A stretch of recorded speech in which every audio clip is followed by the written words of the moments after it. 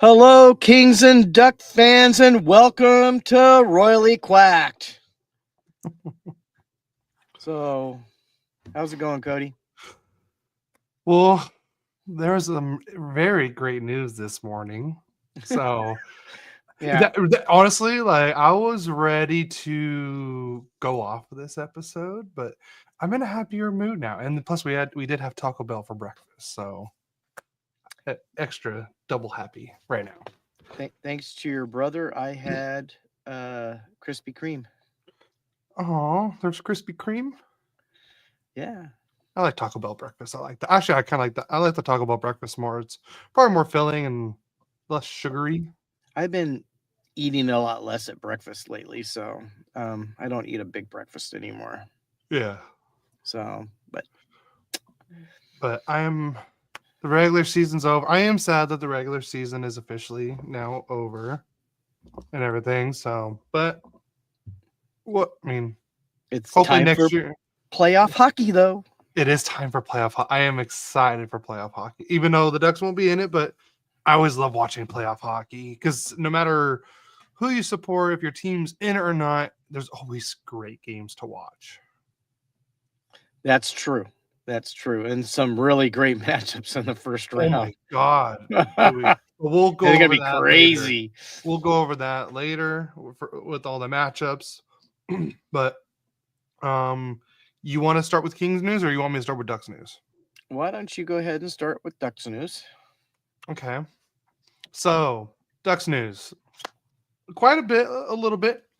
I mean, I should have looked up this player, how to pronounce one of the players' names, because I've heard it pronounced two different ways, but we'll see. I'll announce it both ways. But first bit of news, the Ducks have signed defenseman Ian Moore to a 2-year entry-level contract starting this season, which he already played 3 games. Moore, who is 23 years old, he had 3 goals and 14 points through 32 games with Harvard University in the NCAA this last season. He also has 1 goal, 5 points in 9 games with the San Diego Gulls, and he did play 3 games with the Ducks, and he did get 1 assist. So I'm gonna just spoil that for you. And then one of the free agent college prospects coming out of the college who was undrafted, a very sought after free agent, but the Ducks have signed center Tim, and I've heard it pronounced 2 different ways, so I'm just going to say it both ways.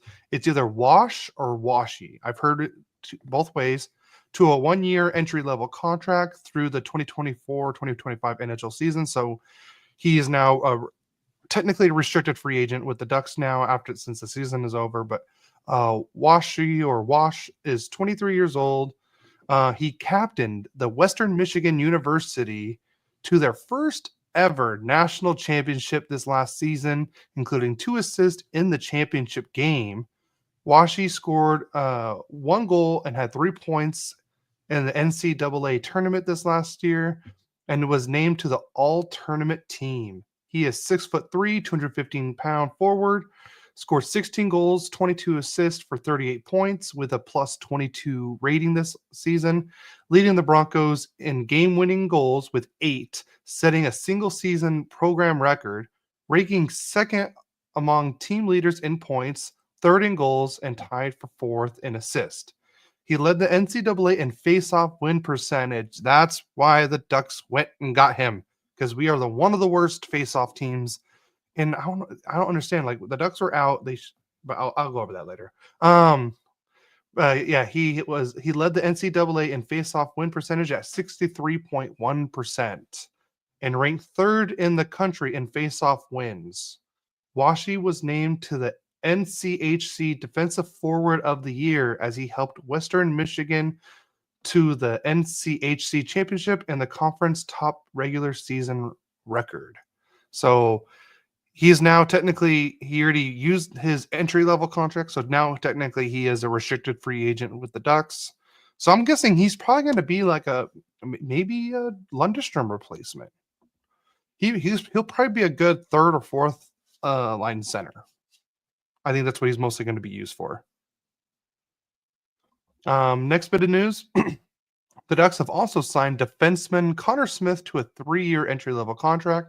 Beginning next season, the 2025-2026 NHL season, Smith will join the San Diego Gulls, Anaheim's primary development affiliate in the AHL.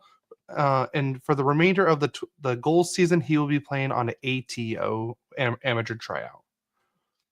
And then next big news: the Ducks captain Radko Gudas has been named and selected as the club's nominee for the 2024-2025 King Clancy Memorial Trophy, which is presented annually to the player who best exemplifies leadership qualities on and off the ice and has made a noteworthy humanitarian contribution to his community.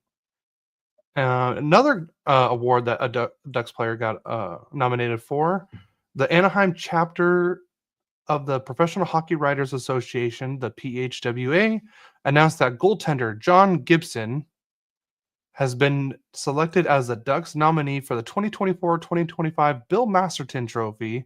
The award is presented annually to the NHL player who best exemplifies qualities of perseverance, sportsmanship, and dedication to hockey. The winner will be selected at the end of the regular season by the full of all the writers 32 chapters. And then, do I want to say this news now? What do I want to do? I don't know. Do I want to save it for the end? What do I want to do? I'm debating. Screw it. Let's do it now.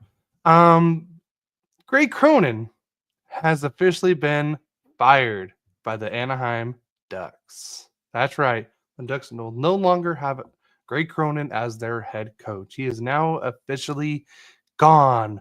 Bye. Sayonara, Cronin. I can't say I missed that. So that is it for Ducks news. And that's probably why I'm super happy right now. On to Kings news for you.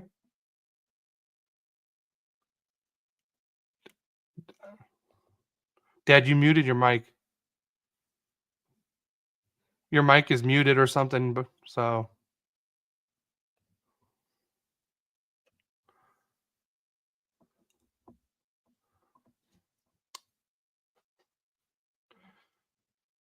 All right, well, while you're getting that figured out, I'm going to move on to league news just to keep the ball rolling. The New York Islanders, the Rangers, Detroit Red Wings, the Columbus Blue Jackets, and the Calgary Flames have all been eliminated from playoff contention. So everyone's in, everyone's out. For the first time ever in NHL history, the Rangers, Penguins, and Bruins have all failed to qualify for the playoffs for the first time ever. And I believe this is the first time also ever that all 4 original 6 American teams did not make the playoffs. Bruins, Rangers, Chicago, and I'm drawn on the last one. Oh, Detroit. All of them missed playoffs. Next big news, there was a big shootout controversy in the Chicago-Montreal Canadiens game earlier this week where Frank Nazar had a shootout attempt and he put it past the goalie, but it got stuck behind. It went in, but it got stuck. So the refs thought it went out of play because they couldn't find it. So they didn't rule it a goal, but they didn't also rule it. They also didn't not rule it a goal either. So and then Patrick Laine went to shoot and he missed, but then they came back and said, "Wait, that puck went in, so it should count." So there was just big controversy there, but at the end of the day, they got the call right, and that's what matters the most. So, next bit of news: Sharks forward Logan Couture is expected to announce that at the end of his playing career due to injury he's supposed to retire. I believe it says retire, but probably got deleted in a press conference with GM Mike Greer per Frank Saravalli. The 36-year-old was a 2007 first-round pick, 9th overall. He had 701 points in 933 career games, all with the San Diego Sharks. And then Devils forward Paul Cotter has been suspended for 2 games for an illegal check to the head on Islanders defenseman Adam Pelech. And then the NHL has unveiled the official logo for the upcoming NHL draft that will be taking place on June 27th and 28th in Los Angeles, California. Well, let's see. Next big news is the Jets have signed forward Alex Iafallo to a 3-year extension worth $3.66 million AAV, and that's $11 million overall. Speaking of another extension, the Capitals have signed forward Nick Dowd to a 2-year extension worth $3 million AAV, $6 million overall. And then the NHL sets an attendance record surpassing 23 million. Arenas this season were at 96.9% of capacity. 3rd year in a row of breaking the record. And this is the first time we hit the 23 million mark. The Montreal Canadiens defenseman David Savard is calling it a career after the Canadiens playoff run this season. The Jets have also extended defenseman Neil Pionk to a 6-year extension worth $7 million AAV, $42 million overall. And the Stars forward Jason Robertson is out week to week with a lower body injury per head coach Pete DeBoer. Brutal news heading into game 1. I believe it's tonight for the Colorado versus Colorado. I don't know. I don't know what's going on with my dad. Hopefully we can get him back soon. It would be nice. So I'm gonna just keep going. So, I'll just start with the first Kings news for my dad. Alec Martinez is retiring from professional hockey. Alec Martinez, who is 37 years old, had 88 goals and 289 points through 861 career games between the Kings, Golden Knights, and Blackhawks, winning 3 Stanley Cups, 2 with the LA Kings in 12 and 14, and then 1 with the Golden Knights in 23. So what a great career. And he, I believe he had 2 game-winning series clinching goals. He had, I think, 1 against the Blackhawks, I believe, and he had probably the one that you'll see in our outro video where he scores on the Rangers to clinch the Stanley Cup, and that was the 14, I believe. So yeah. And then next big news for King News is Darcy Kemper and David Riddick turned aside all shots to combine for the 3rd shared shutout in Kings history, following on October 28th, 1998 and February 20th, 1980. But my dad will go over that when he can. Drew Doughty has been nominated for the Bill Masterton Trophy, which you heard me say earlier. The Bill Masterton Trophy is awarded annually to the player who best exemplifies the qualities of perseverance, sportsmanship, and dedication to hockey. Wow, I'm gonna just go through this whole thing, aren't I? Caleb Jones, whose brother is Seth Jones, got recalled from Ontario. And I don't see if this thing is on my notes or not. Let's see if I'm gonna refresh and see. See, this is the only thing that sucks about doing this thing live. Oh, and Taylor Ward was also recalled from Ontario. And sure enough, his dad used to play in the NHL, I believe, too. Here, Kevin Fiala has been nominated for the 2024-2025 King Clancy Memorial Trophy. That's the same one that Gudas was nominated for. Again, it's presented annually to the player who best exemplifies leadership qualities on and off the ice and has made a noteworthy humanitarian contribution to his community. And I believe with Taylor Ward, no, not the Angels guy, no, not the outfielder for the Angels. He did make his NHL debut. I believe also in the Flames game when Flames had like 4 guys making their debuts, I believe. And sorry, my dad's texting me in the middle of this, letting me know he's trying to get back on. So yeah. But yeah, with Taylor Ward, and he did score his first career NHL goal. Spoiler alert for that game. For that.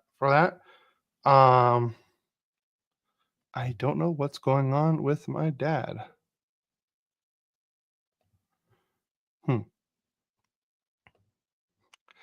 This is fun. Let's see. I'm trying to figure out. God, I already went through all the news. All right. Well, while we're waiting for him, I'm gonna go into my Ducks recaps. All right. Last Sunday, the Ducks hosted the Colorado Eagles, but really the Avalanche. I can't really say Eagles because unfortunately the Ducks lost this game 4-2. And warning, there is a choking hazard in this game. Spoiler alert. But the Ducks hosted, and this was the Avalanche's last game, so there was no Makar, no McKinnon, no Nichushkin, no Lehkonen. I forgot who else was not even in this, but all the major players did not play in this game. Oh, no Devon Taves, no one. But in the first period, Mason McTavish got the scoring started, scoring his 22nd, team leading 22nd goal of the season, assisted by Nestorenko and Troy Terry on a snapshot to get the scoring started, and that was the only goal in the first period. And then the second period, Sam Colangelo got his 9th of the season, assisted by Alex Killorn and Frank the Tank Vetrano. And that made it 2-0 Anaheim, and that was after 2 periods. So then we go into the third period, and then it was all Colorado after that. Oh, let's see if we got him back. Are you back now? I hope so. Oh my!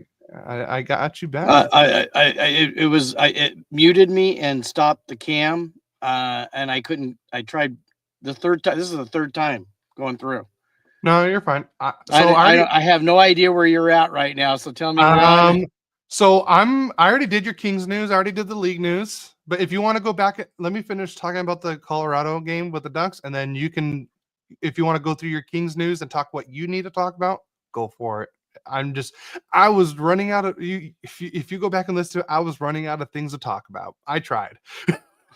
Sorry. No, I'm not. I have no idea what happened. All of a sudden, I was muted and I didn't touch anything. No, I know you're fine. I was just like, oh, I'm just gonna go from here. So I'm almost done with the game, anyways. But in the third period, the Colorado Avalanche, it was all Colorado after that. We give up 4 unanswered goals to Colorado. Wyatt Admont got his first goal of the season, assist from Natchez and Drury, and then Drury got a.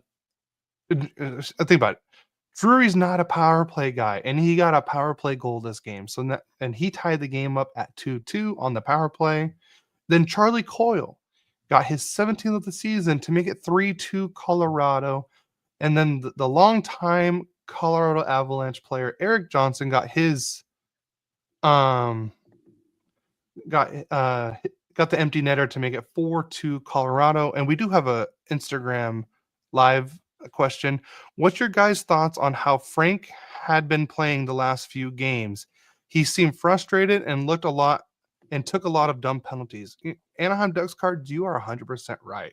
He didn't. I feel like his scoring was not like how it was the year before, but he was also scoring at a higher percentage rate last season. I mean, he did score 37 goals. I think this year he scored either 21 to 22 goals. I believe it was 20 to 21 actually for the season. But no, I agree. He did look frustrated in the last few games. But I mean, if you looked how the Ducks played, everyone looked kind of frustrated. You give away 3 games in a row like that, or really almost 4, because I believe the Ducks lost 4 or 5 games in a row to end the season. So yes, I do agree with you, Anaheim Ducks cards, 100%. He did look frustrated. he didn't look comfortable out there. He was taking a lot of dumb penalties. And normally, like when he does take his penalties, he does look, more frustrated in the box. But I think he just looked so defeated when he was in the penalty box after taking those dumb penalties. Like there was a difference in him. So no, I completely agree with you on that. The shots on goal, it was 25-21 in favor of Colorado. We did win the faceoff percentage. Yay. But that was like the only thing we really won this game. Power plays, Avalanche were 1 for 3. The Ducks were 0 for 2. And the Ducks lost and got swept in the season series against Colorado. But I mean, I kind of expect that from Colorado. The 3 stars of the game was Charlie Coyle was the number 3 star with 1 goal and 2 assists. McTavish was the number 2 with 1 goal, and Jack Drury had 1 goal, 1 assist, I believe, and he with 2 points, and he was the number 1 star. So, Dad, go ahead and go back, and you could talk about the King. Any Kings news you want to go back into? I already talked about everything, but if you want to go back, yeah, the one added one. I talked a little bit about the Taylor Ward thing, but I think you may know more about that than I do. I know his dad played. I'm going to talk a little bit about that during the games.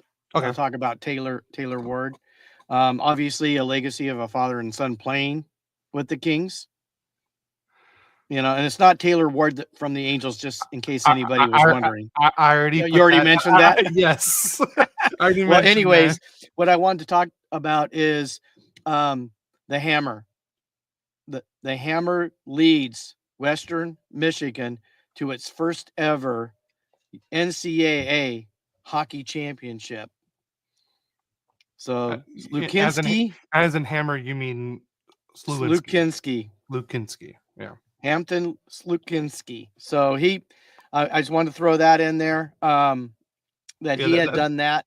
I forgot he was. If I would have remembered that, I would have talked about it while you. Well, I forgot to put it in there anyways. Yeah. So, and you talked about Bill Masterson and all that stuff, right? Yeah. So, I already explained what it was and everything. So yeah. But keep going with your Anaheim Ducks cards. I will get to your questions. I just let my dad talk about his King stuff since he was gone for a few minutes. So I'll let him go over the King stuff. Well, if you said everything, I'm all good with that.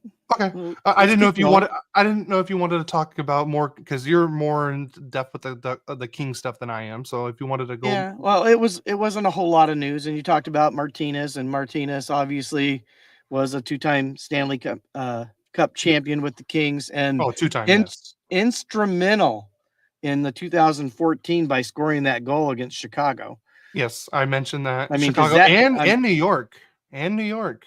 Yeah. So, and it's awesome that he's he actually won another championship with, unfortunately, the hated one, Vegas Golden Knights. But still, there's tons of love here in LA for Alec Martinez. Yes. So, all right. So real quick, the Anaheim Ducks cards put on the Instagram live. Okay, elephant in the room. What's your guys' thoughts on the firing of Cronin? So Anaheim Ducks cards, I don't know if you know, I hope you know this. I'm the Ducks fan, obviously, and my dad is the Kings fan. That's why it's Royally Quacked. But Dad, give me your thoughts on you think real quick. He asked for both of our thoughts, so I might as well get your thoughts on it. My thoughts were when they first hired him, I liked what I heard. But if all you're doing, I mean, I know a coach has to be tough sometimes, but we are talking to adults. I mean, I don't know what the definition of an adult is anymore. I mean, it used to be a little more than 18, but you got 18-year-old kids playing for him, and the guy, he was too much of a tax master. He was. You got to do both things. I lead a group of 13 couriers, and you got to have, if you're going to give them bad stuff, you got to give them some good stuff so they're not just going into a shell. Yeah.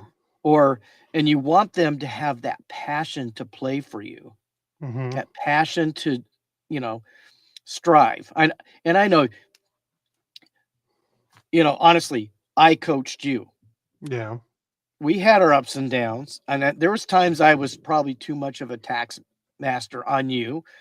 I admit it. A But little bit. the one thing is, for you, did you not want to do even better? You didn't want me to say anything, so you would go out. It worked for you. Yes. Okay. Now, let's take your little brother on the other hand. Yes. And As Tim's a great and I player as well. tried. Well, Tim's just you have to motivate him in a different way. 100%. You are totally different from your brother, and I tried to be the same coach when I coached him as I coached you, It and had the complete I opposite effect. failed miserably with him. Yes. If I mean, your I mom coached him kept too, and I know I wasn't the best with him either. No, but I mean, we could talk about that specific time in the high school game when you put him up at forward because they wanted to see what he could do, and you guys were winning, and then gave up 2 easy goals because he wasn't back to save it. Yeah. And then he talked back to you, and then you sat him down like Yes. 15 minutes in the second half. And I knew why you did it. And I'm going like, if you want to win this game, Cody, you can't go too long, but you went and then you put him back in. I thought you were not going to play him at all. No, But I wasn't going to sit him the rest of the game. But okay, but you keep going with the Cronin thing.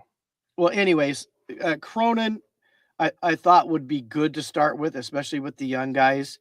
But then Mm-hmm. again, I think he grinded his veterans. And the one thing I'm going to say is, who didn't flourish for the Ducks under Cronin? Think of Zegras. one player who didn't flourish like he had flourished before. Zegras. That's an easy one. Oh God, yes.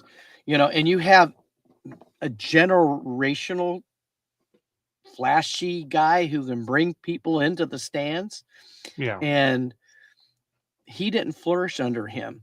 And others have. I mean, I got to tell you, look at what Cutter did this year. Yeah. So I'm glad you brought that up because honestly, like, yes, I'm glad that Cronin's gone, but I think he was the right coach to get us to this point. I mean, if you think about it, Zegras is a better defensive player than he was before.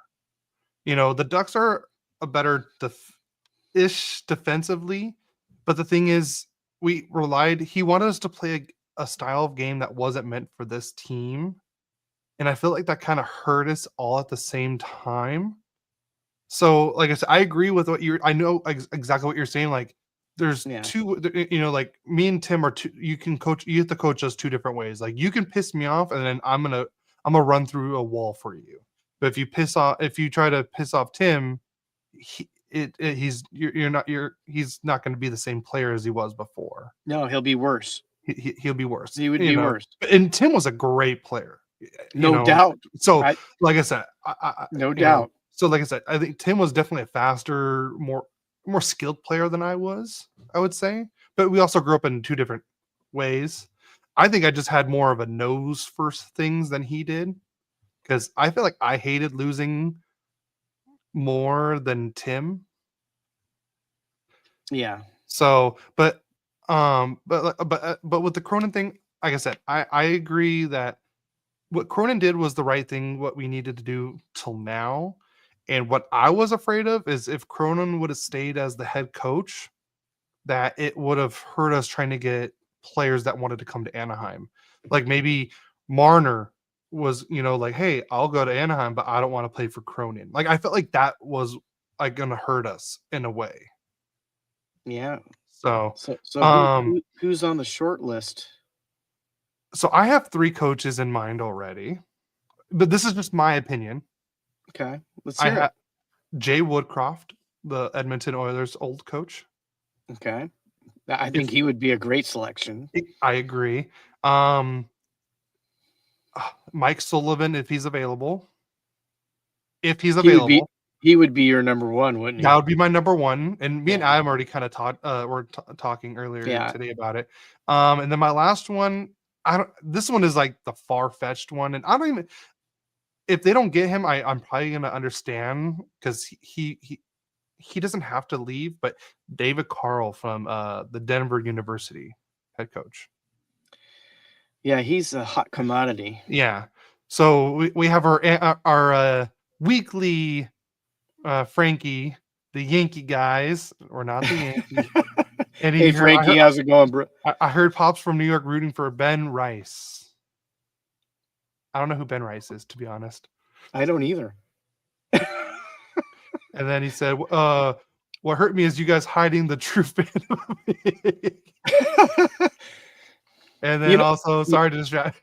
No, you're fine, Frankie. No, you crack me up every time. Hey, Frankie, we may not love the Yankees, but we love you. Yes. And I love your passion. And you know it, you support us, and we really do appreciate all that from you. And every time I see your little things come across the screen, I don't know if you can tell, I am smiling. So love your passion, brother. Love it. The Anaheim Ducks cards on Instagram, but I absolutely agree. Z is now playing a full game, offense and defense. And so, like I said, I agree. Like, he is playing more two-way, but now I think the Ducks need to find someone that's going to push the Ducks to the next one. And Frankie, happy WrestleMania Day, guys. Love you guys too. I love Thanks, you, Frankie. My nephew's in Vegas for that. And Shane's in Vegas for that? That's cool. I believe so. Or did he go last? Was there 2 weekends? I have no idea. I don't follow it. I don't either. I'm not a big WrestleMania guy. I'm a hockey guy first, and yeah, WrestleMania would be on the bottom of my list in sports wise. But I mean, I have a lot of friends that are passionate, and one of my newest driver that I trained this week, he's there. Yeah, he says it's this weekend. Hey, Danny, if you watch the podcast, I just talked about you, and you did a great job this week, by the way, brother. So looking forward to many more seasons of you being doing Route 11 for me. Yeah. All right, so we did all the news. I already did one game. You can go ahead and start your first 2 Kings games to kind of catch up, because you have 4 games. I had 3, and I already talked about one. I got one game up because I've been talking and not putting those things up because I had them up. I had to I rebooted my computer twice to get back on, people. Yeah, I made it work. Oh, and just saw something from Mom. He gets to meet John Cena. Hey, Shane, I hope you watched the podcast. I know this will probably be after you've already been there. No. But have a great time in Vegas. I have a question, though. How do you do a meet and greet with someone you can't see? You can't see John Cena? No. Oh, you don't understand the joke, do you? I guess not. No, his thing is this, like, you can't see me. That's his thing. So everyone makes jokes about him being invisible. Oh, it's sort of like Bert from Soap. You don't have any idea what I'm talking. All the old people will know. He thought if he went like this, he'd disappear and nobody could see him. So he'd walk around and everybody would just play with it. It was always super funny. Yeah, like there's a picture of John Cena when he was at prom, and like, you know, the typical prom, like, you know, date pose that you do, and people put, oh, it's so sad that this chick went by herself to prom, even though he's technically standing right behind. It's a huge running joke. So he says he has a commercial about it, but another note from Mom. He said, yeah, you just said he has a commercial about it. Yeah. Thanks, honey. Thanks for watching the show. I'm back on. Woohoo! Yeah. Well, anyways, the first game last week on the April 12th, the day after my lovely wife's birthday. That was Saturday last week. we played the Colorado Avalanche, and let's get to the scoring. There we go. And this was a barn burner. Who starts off the scoring but the gentleman who I said is the key for the Kings to get beyond the first round and even further? Quentin Byfield gets his 22nd, breaking again his record. He only had 20 last year, which is his record. That was from Kuzmenko, his 24th, and Laferriere, his 22nd, to put the Kings at 403. I'm laughing because my wife wants to take credit to being the director of our podcast. Oh, well, I'm doing so much work. Oh, then. yeah, give her an inch, she takes 200 miles. Cody's going to be offended by that, honey. I'm just going to tell you. Funny. Anyways, so the Kings are up 1-0. Then on the power play,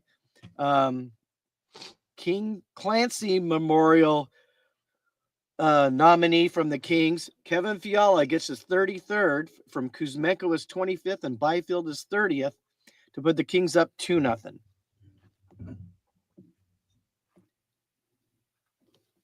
Okay, so there we go. Then to round out the scoring, Brock Nelson gets his 25th from Coyle his 16th and Natchez his 55th. And the score after one period is Kings 2 and the Avalanche 1. Then we go to the second period. And Valerie, oh my goodness, Mikushkin ties the score up 2-2 on a wrist shot from Lehkonen his 18th and Girard his 21st. Then we have Laferriere putting the Kings back up, getting his 18th from Clark his 27th and Byfield his 31st. That's Byfield's third point of this game. So all three goals Byfield so far has been a part of. So it's now 3-2. Then the cap on Zay Kopitar gets his 21st from Kempe his 35th and Anderson his 17th to put the Kings up 4-2.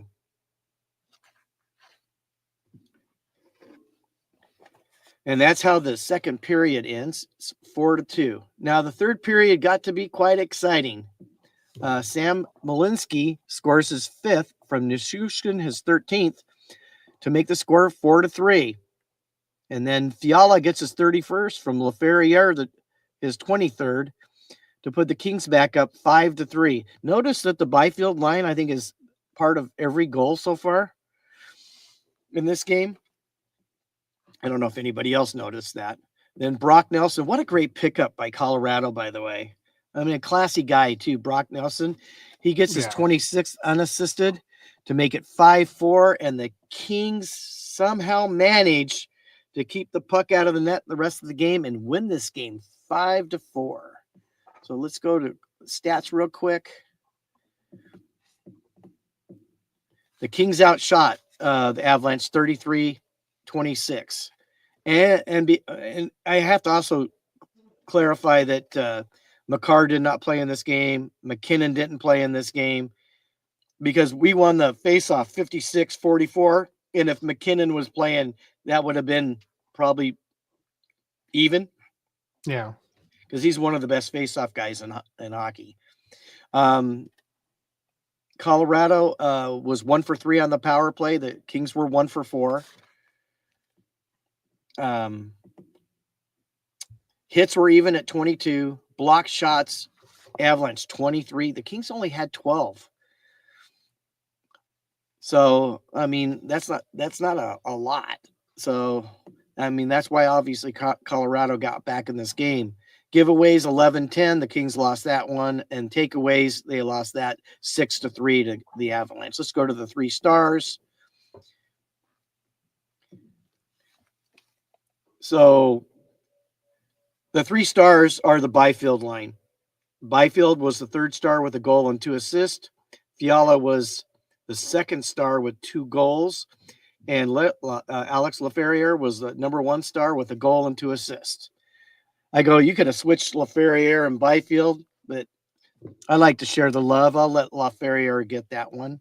So now you want me to do my second game, right? Yeah. By the way, we do have breaking news. The New York Rangers have fired Peter Laviolette as their coach, and then also one of the assistant coaches also got fired as well. Wow. Yeah, I'm seeing it all over hockey Twitter right now. Well, that's not surprising. No, it's not. Definitely not surprising. So I'm unfortunately I had all these games loaded before everything got screwed up. So I'm having to add them as I'm doing them, guys. So give me just 1 second. I got it right here. I got it right here. Okay. I just popped it over. I was gonna say, just real quick, we are doing a bracket challenge this year, the NHL bracket challenge. If you guys want to join our bracket, I just put everything in the comments. So go check it, hit the link, and there is no password or anything. Just go in and join, and try to beat one of us for that bracket challenge.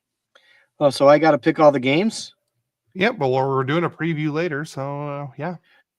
Yeah, well, thanks for sharing that before the podcast, brother. Well, I mean, you don't have to, you can fill it out when you want. I'm just saying you can. Okay. I'll go out and do it. Now we're playing the Oilers. Now, of course, we're playing the Oilers without Draisaitl. I don't know. Did McDavid play in this game? I don't think he did. I'm going to look that up real quick. Nope, I don't see McDavid. So they had none of their superstars. Let's see. I'll look. You keep going. I'll look. That's all right. I'm trying to get. Oh, there we go. Back to the summary. There we go. Let's go to the scoring. First period. 2:55 in. The Kings lately have been scoring early.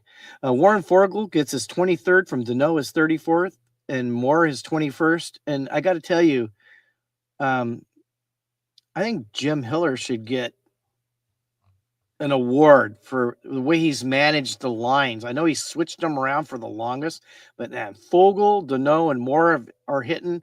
Byfield, Fiala, and Laferriere are hitting. And who can stop Adrian Kempe? Well, anyways, Foegele got his 23rd. I think I said that already. Put the Kings up 1-0.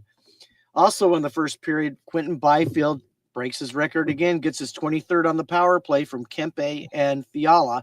And I don't know if you've all noticed here lately, the Kings are playing 5 forwards on the power play. And that fifth forward is Quentin Byfield, which I've been saying we need to get him in on the number 1 line because our power play has been pretty bad this season. And I think he's a key. And so far, I think it's worked. Thanks for listening to me, Hiller. You're welcome. You can send any money my way if you like for the help. But Vladislav Gavrikov got his 5th from Moore and Foegele to put it up 3-0. So after one period, the loved ones 3, the hated ones 0. Go to the second period. Kevin Fiala gets his 35th on the power play from Kempe, his 37th, and Kopitar his 45th to make it 4-0. And that's how the second period ended, with the Kings winning 4-0. Then Adrian Kempe in the third period gets his 34th from Kopitar his 46th, and Anderson his 18th to lock up the game 5-0. Second straight game that we shut out the Oilers. So let's go to the stats really quick. Kings outshot them 36-21. The Oilers won the faceoffs 51-49. The Kings were 2 for 8 on the power play. This was a penalty-filled game. But the Kings gave up 0 on 6 power plays to the Oilers. Of course, we don't have Draisaitl and McJesus on that team. And the penalty minutes were crazy.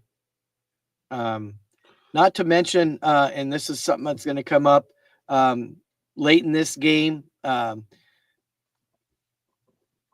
Darnell Nurse got a major for cross-checking. Basically, he took Byfield down on the ground, and while he was down, hit him in the back of the head with a cross-check to his head, and he left the game, and he didn't play even in the next game. But I'm going to talk about this in a little bit later. Let's go to the 3 stars of the game. Trevor Moore was the 3rd star with 2 assists. Kevin Fiala was the 2nd star with a goal and assist. And the number 1 star with a goal and 2 assists is Adrian Kempe.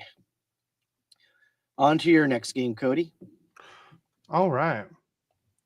So the Ducks play against the actually, that last game was our last home game of the season. Now we have 2 games back to back. The first game we start in Minnesota, and Minnesota gets the scoring started on a horrible line change by Jackson Lacombe. Worst timing ever, because Marcus Johansson got behind the defense when Jackson Lacombe went to go for a change, and he was wide open, got pretty much a one-on-one against Dostal and easily beat him on the wrist shot. So it's 1-0 Minnesota. But Alex Killorn, about 4 minutes later, sorry, was it 4? Yeah, 4 minutes later, got his 19th of the season with assists from Cutter and Carlson, and ties it up 1-1. Then we had no scoring after that, and then no scoring in the second period as well. Then we move on to the third period, and Sam Colangelo gets his 10th of the season, assists from Mason McTavish and Trevor Zegras. Ducks lead 2-1 on a nice backhanded shot from Colangelo, and the Ducks hold on until there's 22 seconds left. The Wild pull their goalie. Joel Eriksson gets his 14th of the season and ties it with 22 seconds left. That's right, you heard me. 22 seconds left. The Ducks really could have played spoilers here, because all Minnesota needed was 1 point and they were automatically in the playoffs. The Ducks couldn't hold off, so now we go into overtime. And God, so the Ducks had their chances, and I will admit this. Gustafson is the one that started for the Wild in this game, but when we went to overtime, since the Wild secured their playoff spot, I guess it was Gustafson's idea to put Marc-Andre Fleury in net for overtime, and so Fleury went in. He played well for being a cold goalie, and it was, I believe it was the Wild's last game of the season. And it was at home, so might as well put Fleury in. And he did his normal. I think Troy Terry was it Troy or Leo that almost beat him, but it hit the post. And Fleury does what he always does whenever it hits the post. He always touches where it hit the post and says thank you. Like, you even saw him touch the post, like, oh, thank you. But Matt Boldy scores the overtime winner at the 4:42 mark. So we were almost in the shootout range, and I think we could have beat him in the shootout, to be honest. But Matt Boldy got his 27th of the season, and Minnesota wins it in overtime 3-2. So the Ducks really could have played spoilers, and it would have made the last couple days of the NHL season even more interesting, because the Flames are right there. So actually, let me go into the stats. We got outshot this game 40-29. The faceoffs were 50-50. Both teams did not score a power play goal. The Ducks got swept again by the season by the Minnesota Wild, lost all 3 games. And the 3 stars of the game, there's only one. On my thing, there's only shows one, but Marc-Andre Fleury is your number 1 star of the game. That's all it shows, because he had 0 goals and had a perfect save percentage for the 4 minutes and 42 seconds he played. So, but I'm glad they did that, and I'm glad what the Ducks did right after the game. They all stayed on the ice and shook his hand and said happy retirement to the Flower. Great goalkeeper. Great. Hall of Famer. Now no doubt. Is he the, you know, he's the last active goalie as of right now to have a tie on his record? Wow. Yeah. After he I have forgotten there used to be ties. Yeah. Yeah, And then well, also I think he'll be the last goalie to ever play 1,000 games. So, but you know, I the Flower was so fun to watch and goal. One of the guys you'd love to have him on your team. And he's also one of those guys you don't hate when he's against you. Like, as much as I don't like the team in Vegas, I always loved Fleury. Oh, absolutely. So, but that is it for this game. You can go on to your next one. Okay, so we are going to Seattle. So after playing in Edmonton, we went to Seattle to play the Kraken, and we owed them a whooping. So let's go to the scoring real quick, because it looked like a whooping was going to happen. But who scores in the first period? Samuel Hellenius gets his third from Gavrikov, his 24th, and Spence his 23rd on a tip-in at the 15-14 mark to put the Kings up 1-0.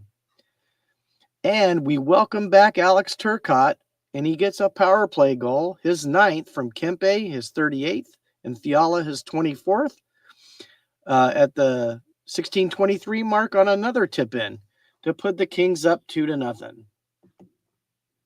And that's how the first period ended. Now, the second period started with Ty Carte. Carte?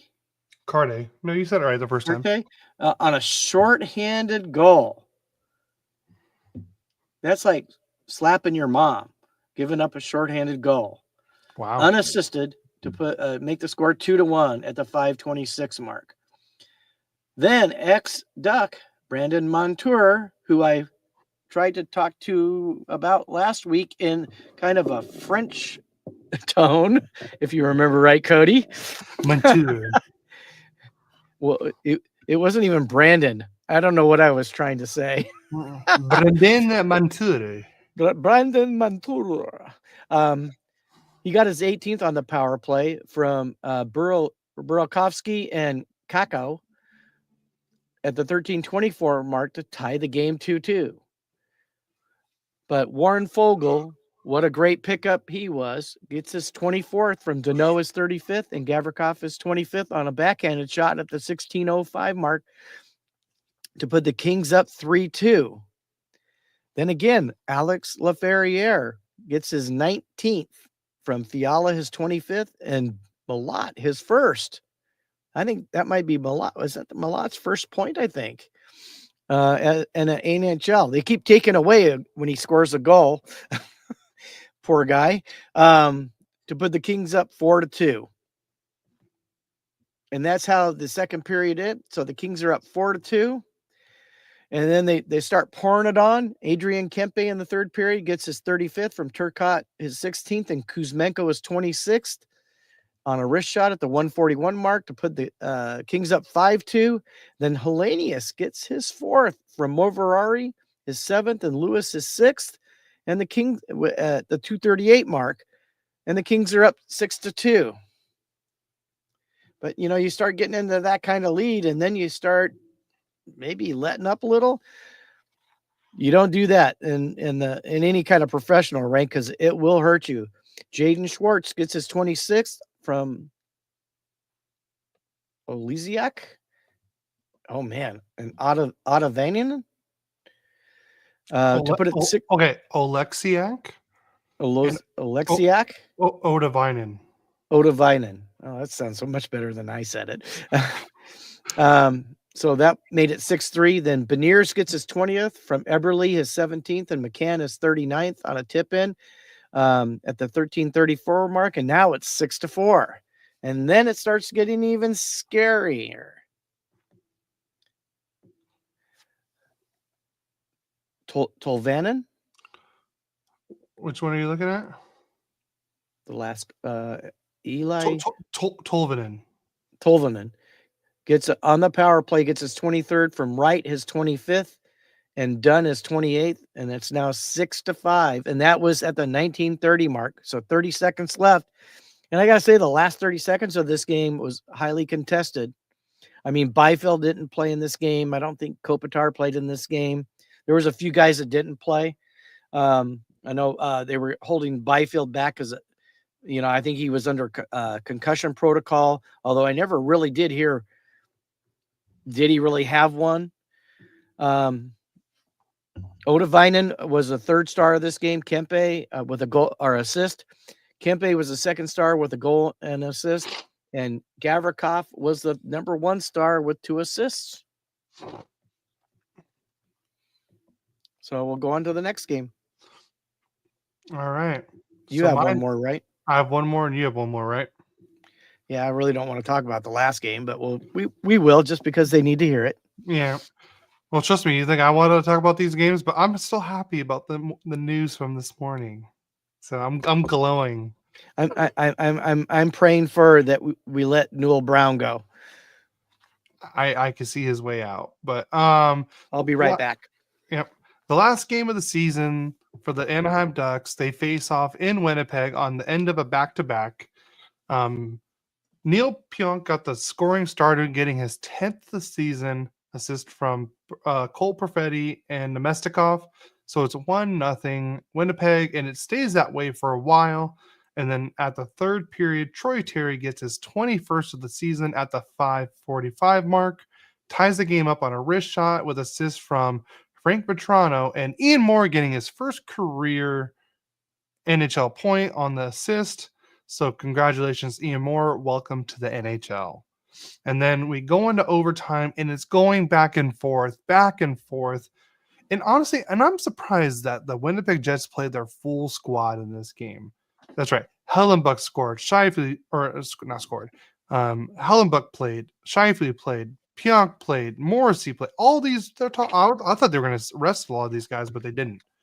And Mason McTavish had a 2-on-1, and I'm not going to deny it was a great defensive play by Josh Morrissey. He lay down, hit the puck away from Mason McTavish on the 2-on-1. The puck goes the other way, and Mark Scheifele scores in overtime at the 1:11 mark and gets his 39th of the season, assist from Morrissey and Kyle Connor, and that is the way the game ends. And before even McTavish got off the ice, he slashed his stick 3 times on the or his sticks in 3 pieces, I should say, on the ice in there in Winnipeg. So the Ducks lose this game, and I believe they lost the last 4 or 5 games.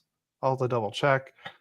But the Ducks did get outshot this game 44-31. We did win the faceoff percentage 53-47. Again, 0-for on the power play, 0-for-1 on the power play, but we were also 4-for-4 for the penalty kill. So that was good, especially when Winnipeg, I think, has the top power play unit in the league. The season series, the Ducks did win the season series despite this loss. They did win the first 2 meetings against Winnipeg, so we won the season series 2-1. And Neil Pionk was the number 3 star with 1 goal. Connor Hellenbuck was the number 2 star. And then your number 1 star, which you don't see this often, was the losing goalie at an away game, Ville Husso. That's right. Ville Husso was the number 1 star in this game, and he 100% deserved to be the number 1 star in this game.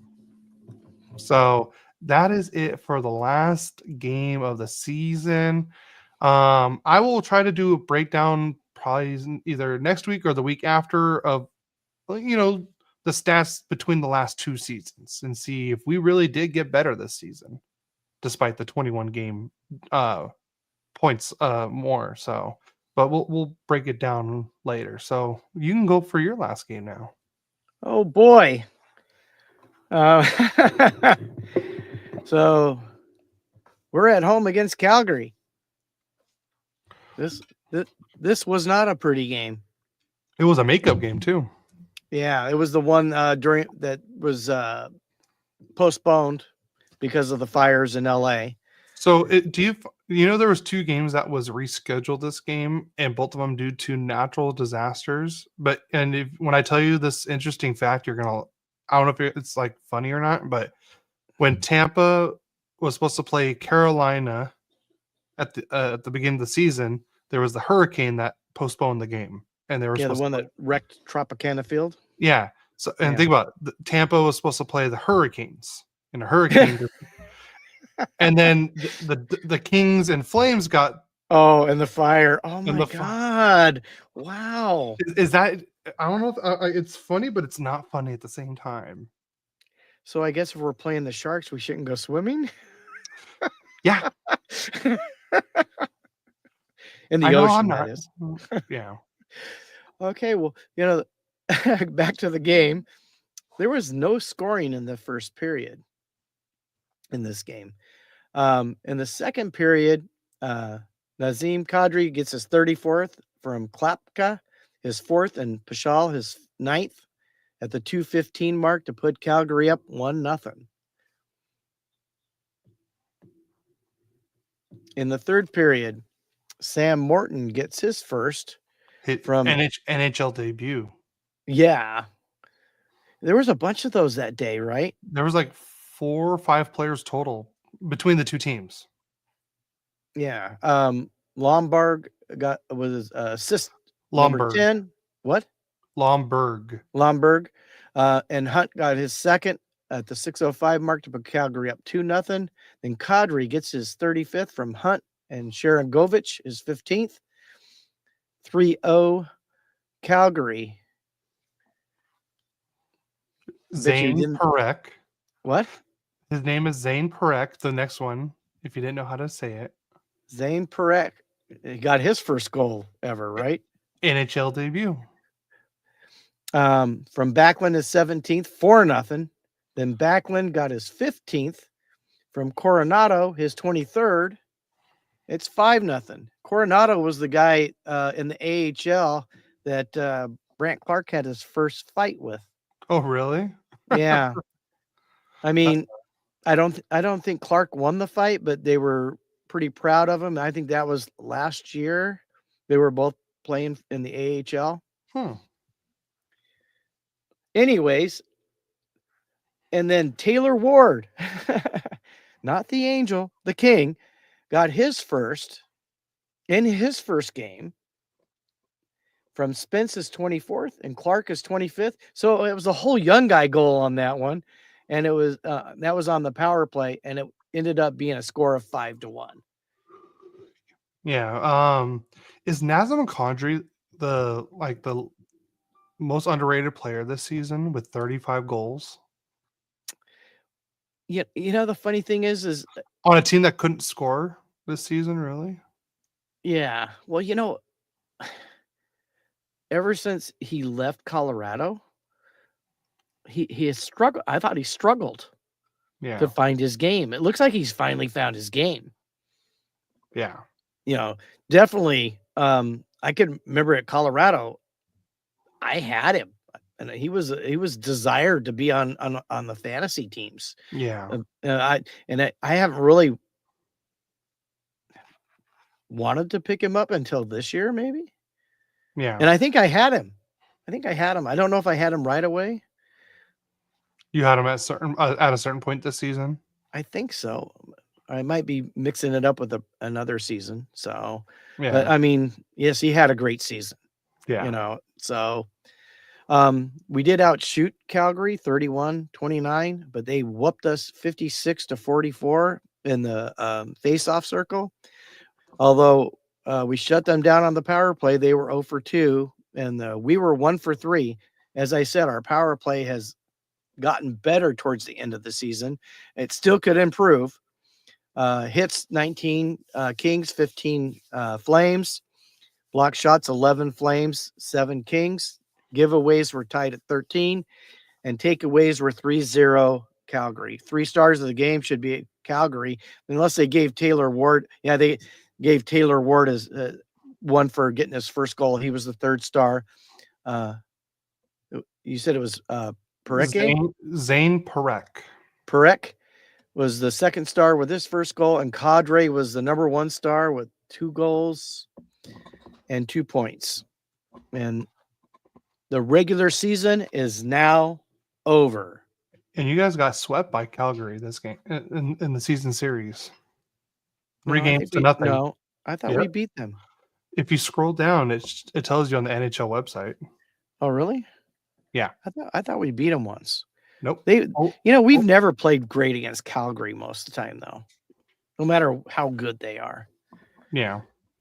So we're not going to go to prediction. Okay, I want to do a rant. Go for it. I think I did a lot of talking while you were gone. So, being that I'm on the throne, I'm going to have a rant. I go, NHL, a guy has intent to injure, and he gets 1 game.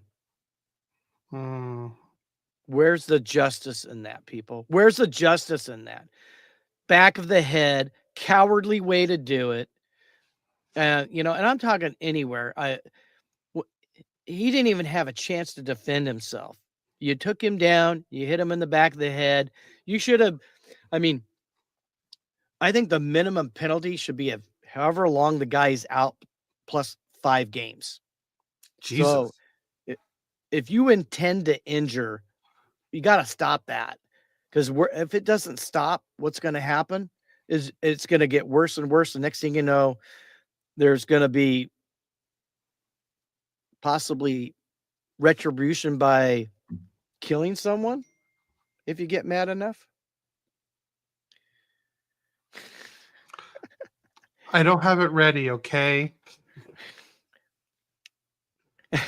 Well, he can add it, babe.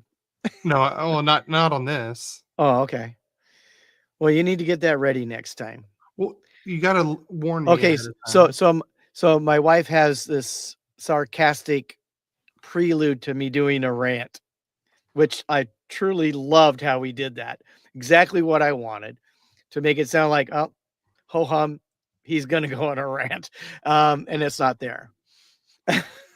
It's on the one we used to use, the river, because we used to record off of Riverside. So I haven't put it over here, but when I get the chance, I'll put it on the StreamYard one. Yeah, and we need to put that in there.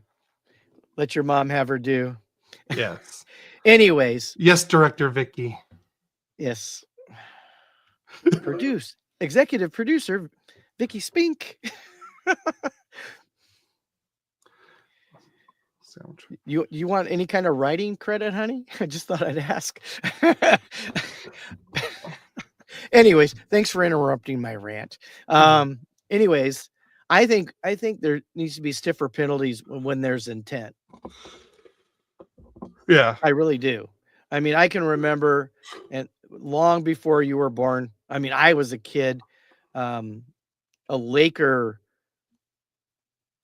hit Rudy Tomjanovich and basically caved in his face. Oh. And he got a 30-game suspension. Wow. I mean, he thought he was being attacked because he was running at him, but that's not what happened.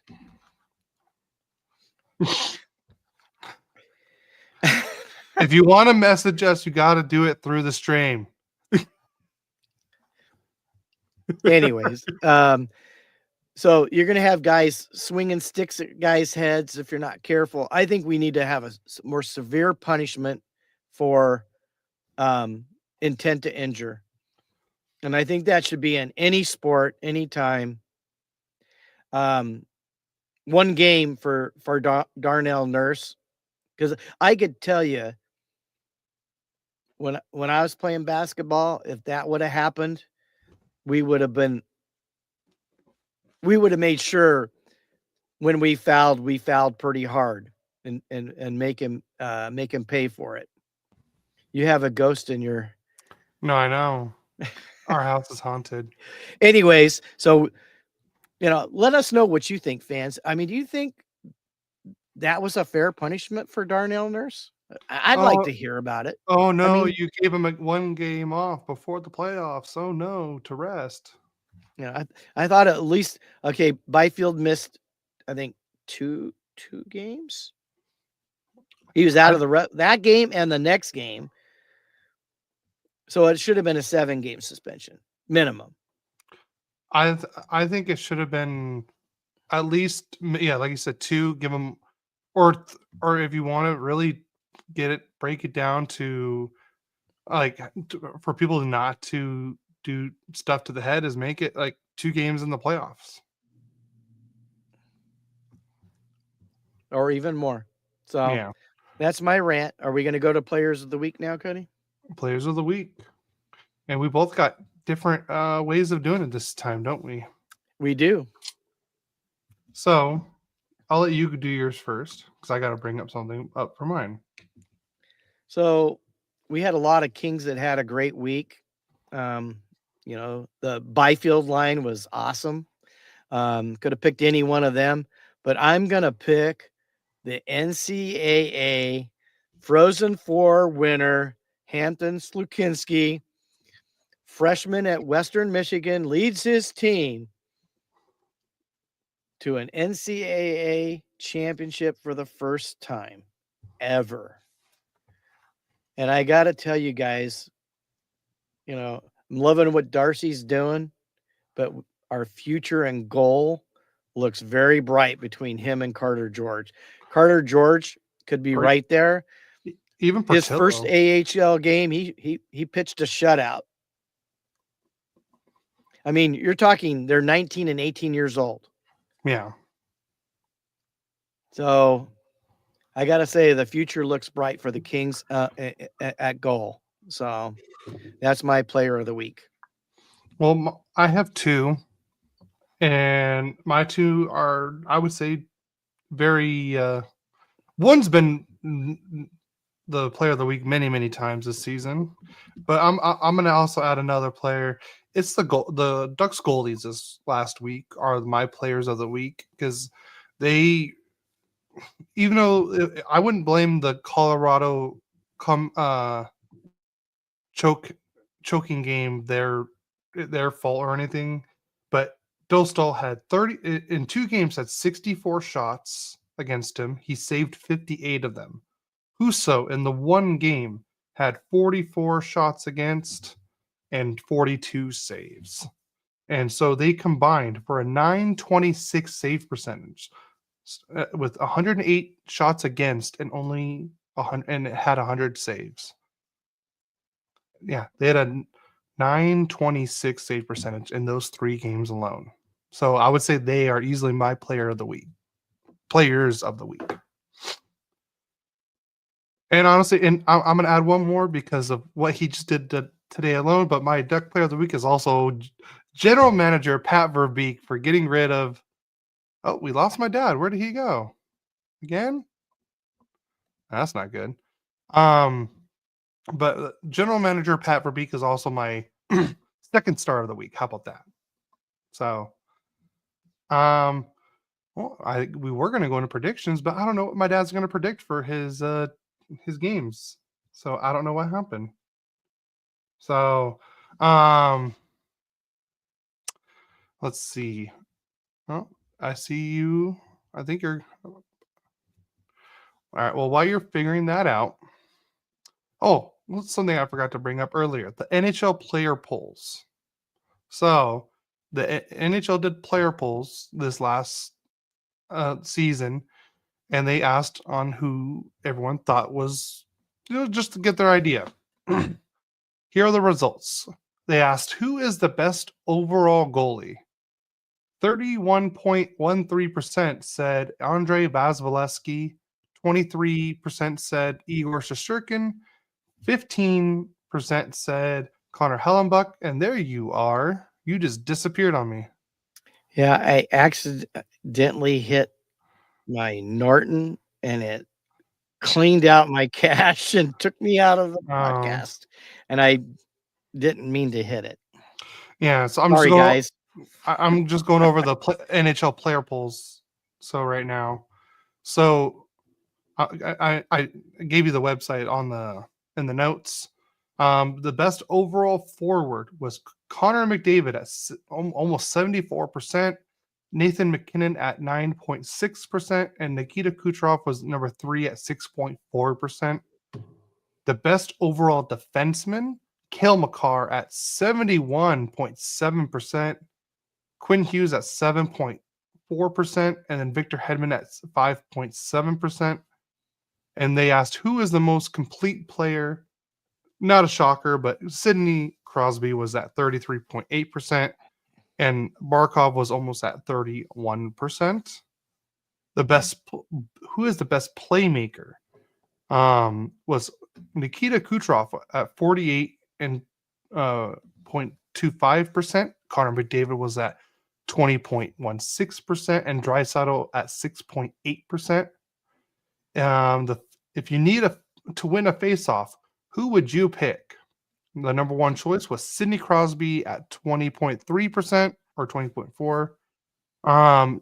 Ryan O'Reilly at just under 10%. Then Anze Kopitar just under Ryan O'Reilly at 9.6%. And they put, who is the smartest overall player? And one of them kind of has me laughing a little bit. Sidney Crosby leads the way with 27%. Nikita Kucherov at 24.7%. Connor McDavid at 11.5%. And then Barkov at 6.4%. And at 3.6% is Adam Fox. And I think I know why they put Adam Fox is because he went to Harvard. And then the best overall skater was Connor McDavid by a landslide, 66.4%. Cale Makar, 11.4%. McKinnon at 8.9%. And then one that had me laughing was which player has the best fashion sense? And David Pastrnak and Austin Matthews were tied at 15.75%.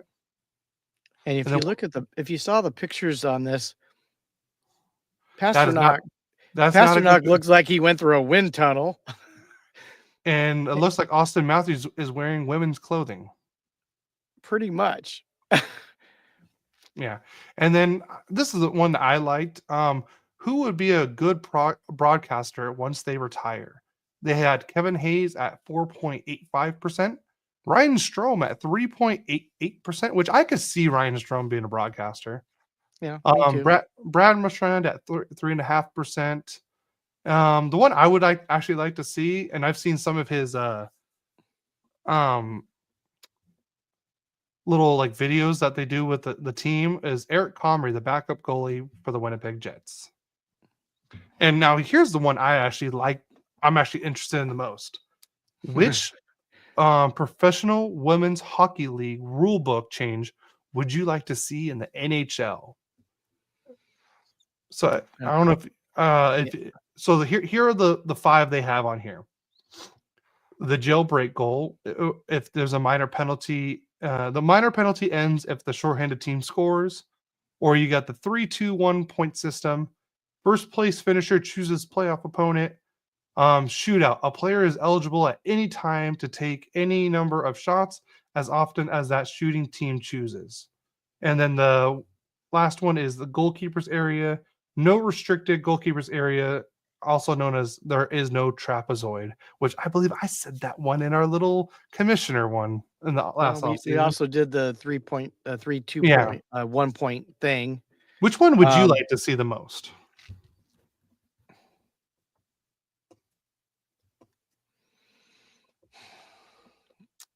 I like all of them. I actually do like all of them. I would probably say the 2 top ones, though, if we had to only pick 2, is the 3-2-1-0 point system and the goalkeeper.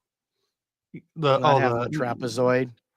See, I would like the shootout one because even though the shootouts don't go very long anyways, but can you imagine the Ducks just keep rolling out Trevor Zegras and Leo Carlson? Yeah. And the Kings but I also like the jailbreak Byfield one. And Kempe.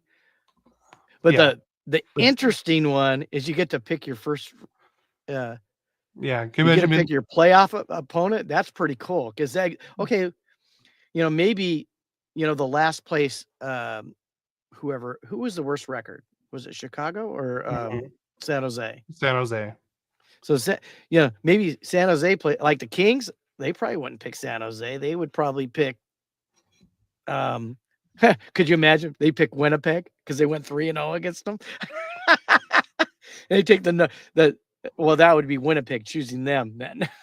Yeah. They wouldn't obviously take the Kings, but that's Yeah. an interesting one because you're giving them have a choice of who they're playing, and then what do you think that does to the team who gets picked? Well, it's funny because they did that last year for the women's playoff, and the Mhm. team that won first got beat by the team they chose. Well, yeah, wouldn't you be inspired if Yeah. somebody picked you?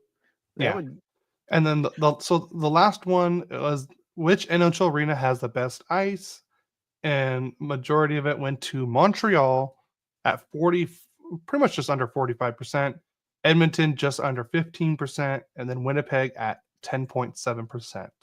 And here's actually something that just came up on my screen. The San Jose Sharks are open to trade offers for the first overall pick if they win the draft lottery in 2025. And that's per Shang Peng. So, Really? yeah. All right, so you Interesting. want to do your predictions for the first 3 games of the week? Well, are you going to predict too? I'll predict 2. I mean, they just don't want to hear me. Yeah, nobody wants to hear just you. Thank you. Anytime. Love you too. So game 1, I'm going to take the Kings winning 5-3. 5-3. Okay. Game 2, win. They're going to win 2-1. And game 3, I have a loss 1-3. They'll lose 3-1. So game 1, I'm going to go with a 3-1 win for LA. Let's do the point system for the playoffs. So if you get the team right, it's a point. If you get the score right, it's a point. And if you get both right, you get 2 points. Do you get that? So a total of 4 possible points. Well, yeah, between you and me, yes. Yeah. That way we can at least, see if we can get the score right. Game 2, I'm gonna go with a 5-2 Kings win. And then for game 3 in Edmonton, I'm gonna go with say a 2-1 Edmonton.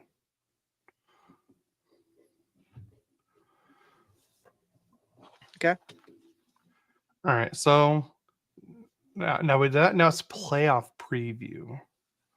So yes, I mean, you could probably choose something that you want, but so do you want to start in the East or the West?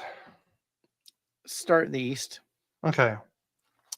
So for Atlantic, who won the Atlantic, we got Toronto, and they're going against the first wild card team, which is Ottawa.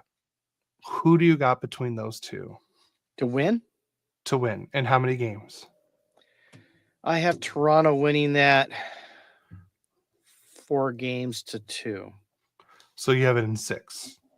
Yeah, in 6. I got Ottawa in 7. Ooh. I know. You're going with the upset. I'm going with the upset on this. Let me know when you're ready for the next one. I'm ready. All right, and then now we got the 2 Atlantic teams. You got Tampa Bay and Florida, and Tampa Bay does have the home ice advantage for the first round. Who do you? Or I'll go first this time. I got Tampa Bay winning in 6. I have Tampa Bay winning in 7. Yeah, I could see it. I could still see it in 7, but yeah. But I have a feeling like them not having Ekblad for the first 2 games, I feel like that could still hurt them. And I don't know how they are health wise either. So yeah, and I think Tampa Bay is a better team right now. Yeah. Next one, Washington is your number 1 team in the East, so they are going against the wild card 2 team, which is Montreal, which I would have not had on my bingo card. Nobody would have had that on their bingo card. Yeah. So who do you have in this series? I have Washington in 6. You know what? I have Washington in 6 as well. Ooh. Yeah, I had Washington in 6. Okay, next one, we got Carolina as the number 2 seed in the Metro versus New Jersey, who's in the number 3 in the Metro, and I have Carolina in 5. Carolina's been playing like crap, though. Yeah, but New Jersey's not looking as good, not that good either. I think I'll take Carolina in 7. In 7? Wow, okay. They haven't been playing well enough. Yeah, but New Jersey doesn't really have. They don't have Jack Hughes. I don't know how good Dougie Hamilton's going to look coming back from injury. So, you know, I can see. I can see 6, but I'm going 5 games. Okay. All right. Now Next we go to up, the West. West. We got the President's Trophy winners of the whole league, the Winnipeg Jets. Congratulations to them. They're going against the wild card 2, which is the St. Louis Blues. What do you have on this one?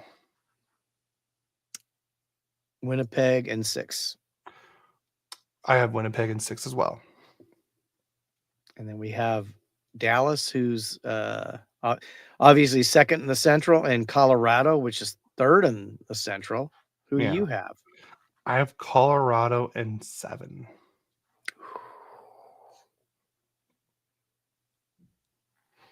This is a hard one.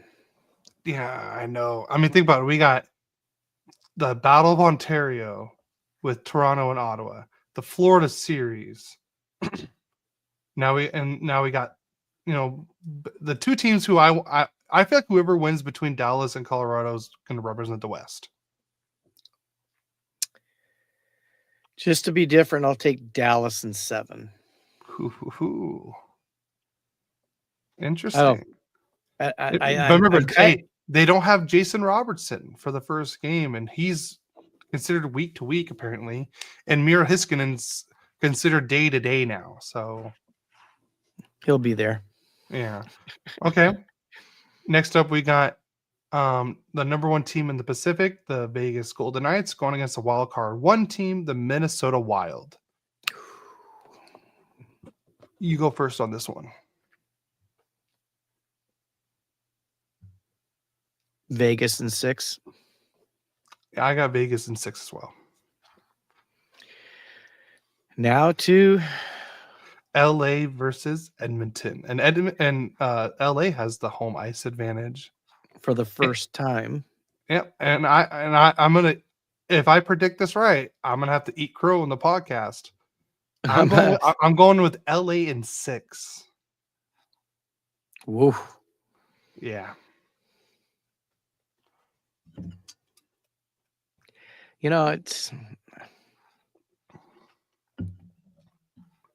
I'm torn between LA in 6 or LA in 7. I'll be different. I'll go LA in 7. Ooh, how about if I go LA in 5 and really go out? Honestly, I wouldn't be shocked if I'm going to go LA in 5. We're going to kick the Oilers' butt. and I want to see Darnell Nurse crying at the end of the series. Wow. Not necessarily injured, but hurt emotionally. I think what he did was,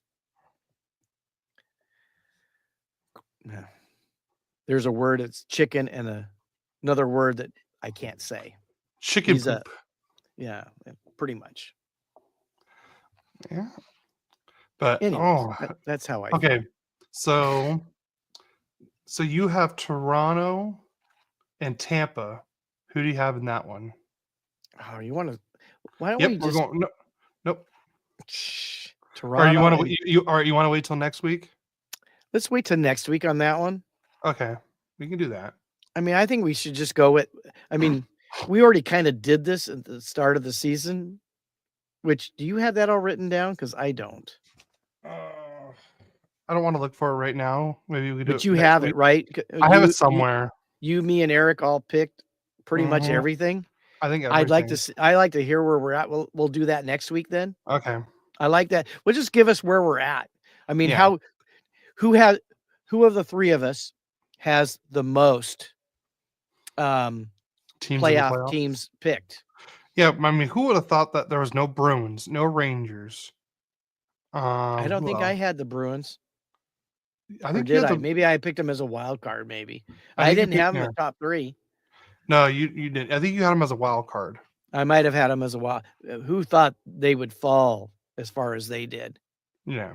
Maybe since we did that with Eric, maybe we should see if he can come on with us next week. Yeah, that'd be great.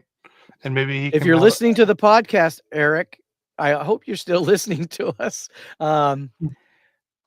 Get a hold of us. We'd like to talk with you again. So it'd be fun because we did do this all together. Yeah, we did before the season started. So I'd really like to do that. That would be a lot of fun. Yeah. So, all right. You have anything else to add before we get off? I don't think so. No. All right. Well, we'll see you guys next week on Royally Quacked. Just remember, please go follow, like, and subscribe to us on Twitch and YouTube. I would really appreciate it. Get the likes up, please. It would really help us out a lot. You can follow us on all podcast platforms: Apple, Spotify, Amazon, iHeart, everything. We're on it. Also, go follow us on social media at Royally Quacked. Instagram, Facebook, Twitter, Blue Sky, Threads. We're all on that. So, if you have any questions, just like the Anaheim Ducks cards had today, just DM us. You don't have to wait. Just send us a message and we'll put it on the podcast for you. And tell us what you guys want the Ducks and Kings to do this offseason. I know it's a little early for the Kings to be talking about offseason moves, but Ducks fans, I want to hear, who do you want as the new Ducks head coach? I want to know. And I want to know who you're going to get to do the power play. Oh, for the Kings or for the Ducks? Yeah. For the Kings. You want a new coach? Yes. New coach. Okay. Yeah. Would you say you want a new coach if Newell Brown, if the power play is, going at 20% in the postseason and the Kings win the cup? Would you still say fire Brown? Yes. Okay. So, but all right. Well, we'll see you guys next week. Or do you have a trivia question before we head out? I don't have one this week. All right. Well, we'll do it next week. Yes. Send us some trivia questions you guys would like to hear. Yeah, that'd be great. And then, don't forget, fans. Let's cheer the one team in the playoffs from Southern California that well, most of us. Well, you guys aren't in it. If you were in it, I'd say cheer for our teams. So I'm not a hater. So, but anyways, I mean, Duck fans, you ought to come on board and cheer for the Kings, because I could tell you right now, if it was in reverse, which it was for a while, was I not cheering for the Ducks? You liar. Liar, pants on fire. Oh, shit. I feel like I'm 5 years old again. Anyways, go Kings, go. All right, let's go Ducks. And I can't wait for playoff hockey. Yes. All right, we'll see you guys next week. Next week, guys.